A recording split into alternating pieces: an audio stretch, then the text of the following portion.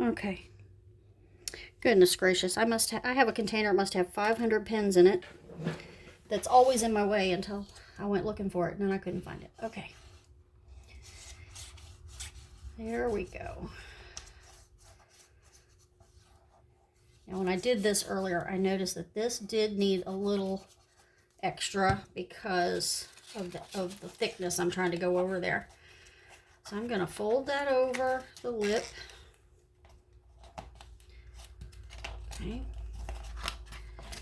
And I'm not sure if you can see, but I'm trying to just really burnish that down and give that glue a chance to stick to itself. Let's give that a minute. Then once it starts to get tacky, we'll be fine. Okay, I'm checking that envelope again because with those measurements being off, it's making me nervous. We're good. Okay. Now we'll do the same thing on this side. Let's fold those in and give them a mush.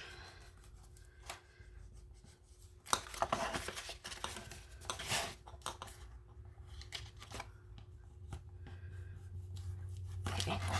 All right. And let's go really thick here again.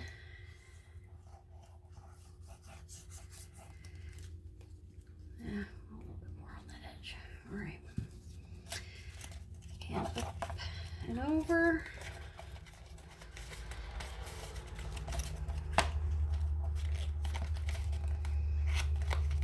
And I promise you, the box that I made when I was practicing my measurements looked a whole lot prettier. And in fact, I might bring that one back in because this is the how. But I think part of what gets me is when I'm trying to tape, I sit down instead of standing up over what I'm working on, and I believe that made my score lines a little off. Okay, let's see what we got. Is it still fitting? Yeah, it's still fitting. Okay. Is it still an inch thick? Yes, it is. Okay. Okay, we're gonna set that box to dry because those sides do not seem to want to be attached. This side's fine. This side doesn't want to connect. We'll let that dry for a little bit. Let's work on the lid for the matchbox. Now this one's a little tricky because what we actually need is a piece of cardstock that's 6.5 inches wide, 6.5 this way, but to wrap all the way around the box, it needs to be 12 inches long.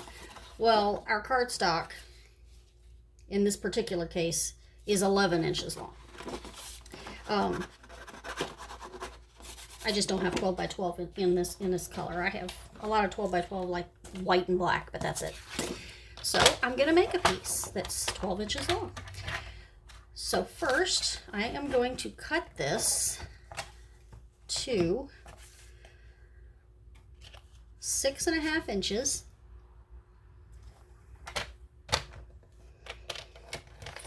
Get my blade down in there. 6.5 inches. Just realized part of my problem. I've got the wrong glasses on.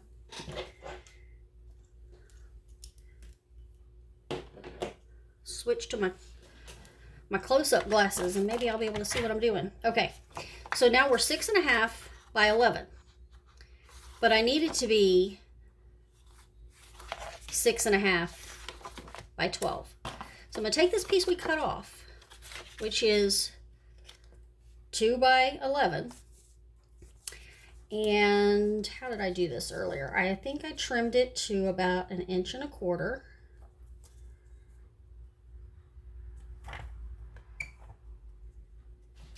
I am going to stand up so I can see what I'm doing. Okay, 1.25 inches.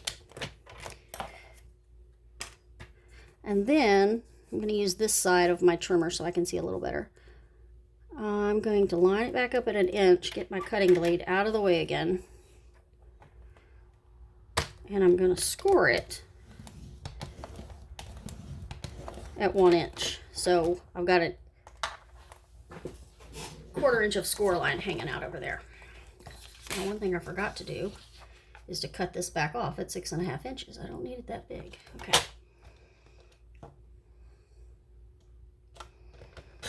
Okay. I'll make sure that's actually what I wanted it to look like. Yeah, okay. Look at that. I dropped my, popped my score blade out when I was doing all that. All right, there we go. We're gonna need that again in a second. Let me set that aside. All right, now to attach this, I'm going to use some tear and tape. This is a 1/4 inch wide. You could do glue. I'm gonna go with this just because it'll help me to line it up a little bit better. Okay, and I'm gonna burnish that down. Okay, and then take it, pull off the release paper. This is just double-sided. Maybe I should have burnished a little more. There we go. Okay. Now I'm using that score line, lining it up on my grid there, to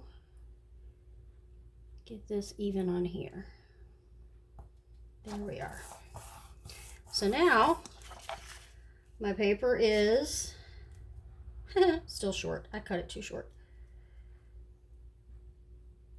I am just shy of 12 inches. So I'm going to cheat. Let me bring in this one. I'm sorry, I cut that too short. Let me make sure this one is the right one. This one or this one? Which one did I do? It was this one, I think. Okay. Yeah, that one's the 12. Okay. All right, and then I had to score it again so that I could get it to wrap around my box. Okay, so we have the scoring measurements on this. Should be, I know you can't see, and I have them written down, but I'm just measuring to make sure I'm telling you the right thing on my board. You're going to score at 1 inch, 5.5 inches, 6.5 inches, and 11 inches. Okay, now you've got basically your box formed. So when you put in your 5 envelopes, which I haven't decorated yet, but there they are, and you put in your cards. I'm going to turn some of these the other way just so they'll stack a little more evenly. Okay, it'll wrap around here, and then we're going to glue it down. I want to decorate before I glue it down though. Then your box will just slide in and out. Okay, so let's set those aside again, and we need to bring in what we're going to use to decorate this cover. I'm going to make it look kind of like what's in the box, but not exact. Okay, and this is where this big old stamp is coming in from the Butterfly Brilliance set. This is a big stamp. We do have an acrylic block that will hold it, and I have one. But I also have the Stamparatus, and I just tend, when I'm trying to stamp something that large, I just go with this. Let me put something over. I'm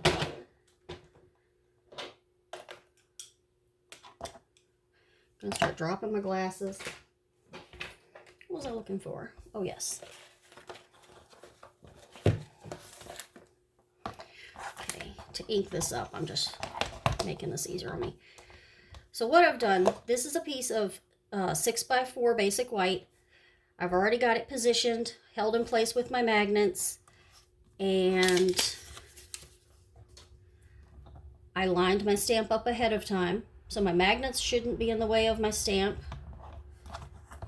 Okay, and then the easiest way to ink this is going to be to put the ink pad on the stamp. You want to get all over, but you want to try not to get on the edges like I'm doing right here. It shouldn't matter too much. It's a very wet ink pad, brand new, so it's pretty juicy. Okay. Now the beauty of this is that when I bring this over and I stamp, if I miss a spot, as I'm trying to press all over, but it's easy to miss, it's a huge stamp. If I miss a spot, or if there was a spot that didn't have quite enough ink on it, I'll be able to open it up, re-ink it, and do it again. But look at that. I think it came out pretty perfect. I think that looks gorgeous. And then I'll go back later and clean that stamp. So I'm going to take this out. Just slide those magnets up. And I have ink on my fingers. I'm bound to get ink in places I don't want. Okay. All right, let's pull that out. And I'm just going to set my Stamparatus back out of the way. Love that tool. Love it for big stamps. Love it for when I'm stamping multiples of things. All right, now I still want another piece of my DSP here. The measurement here was 6.5 by 6 1/4. So let me turn it this way. I want to see my seam. So I cut a piece of the gingham at 6 1/4 by 4 1/4. So I just want a 1/4 inch shorter all the way around. And like I said, I could have cut that window out again. All right, and then I'm gonna lay this on it, and it should center up perfectly. Okay, but let's go ahead and make a thinking of you, like we have on the cards, to put on there. What did I do with those pieces? Here we go. I have this, and I have this. So let's cut the background.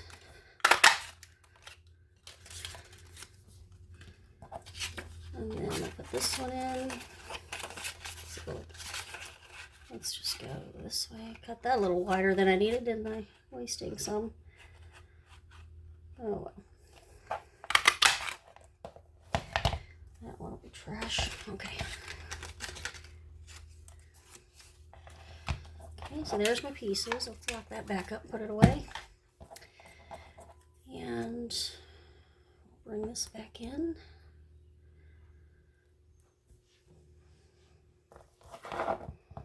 Get the chamois in here to clean that up before I set it out of the way. All right.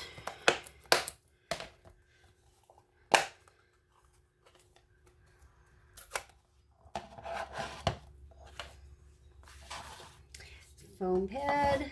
All right. Tap, tap, tap.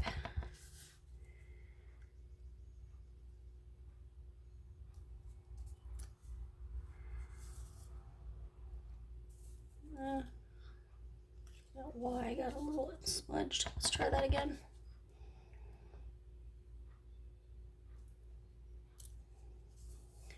I think I've got something on the stamp. It does look like it's making a little bit of a smudge. Oh well. All right. And then it's going to go on the green piece. Which one did I like? Okay.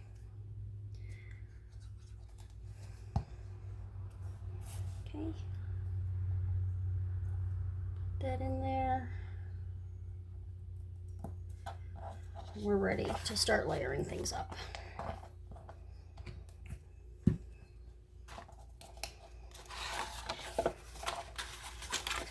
Let's lay this flat. Try my Stampin' Seal again if I can get this going. Ooh, I like that too. Would that be pretty? Ooh, I really like that. Let's go with the leaves.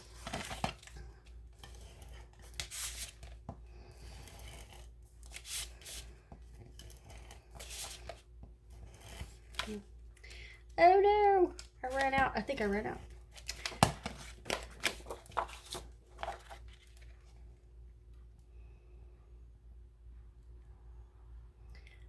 All right, there's the background.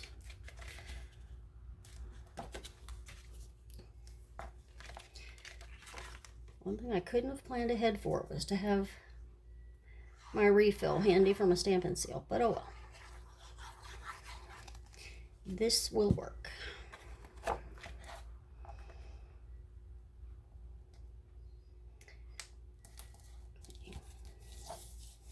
And I'm not going quite as fancy with all the ribbon across here this time because I'm planning to wrap it in ribbon. Where do I want the thinking of you? I think I like it right there so you can sort of see the butterflies a little better.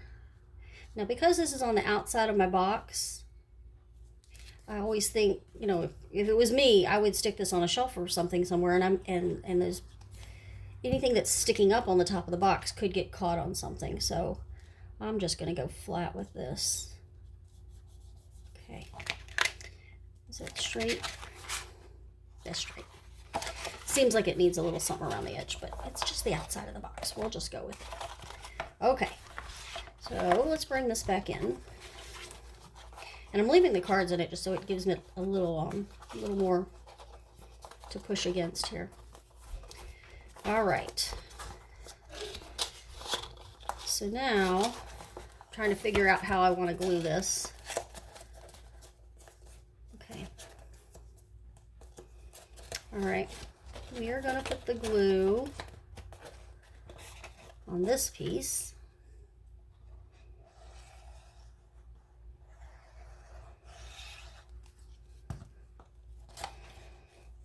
Bring this on around. I don't want it so snug that it's hard to get the box in and out.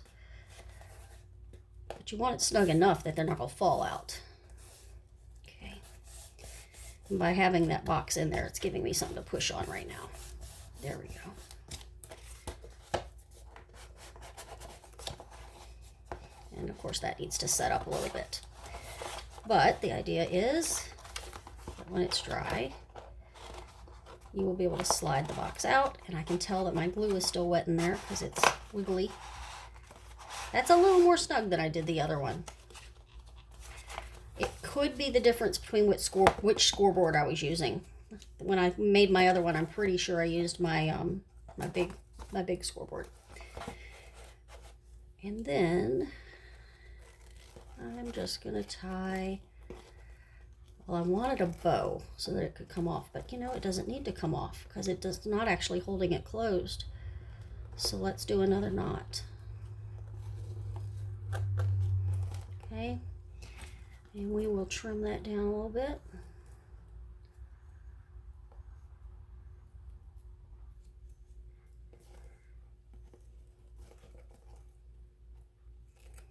Okay, and we can slide that around, decide where we like that knot.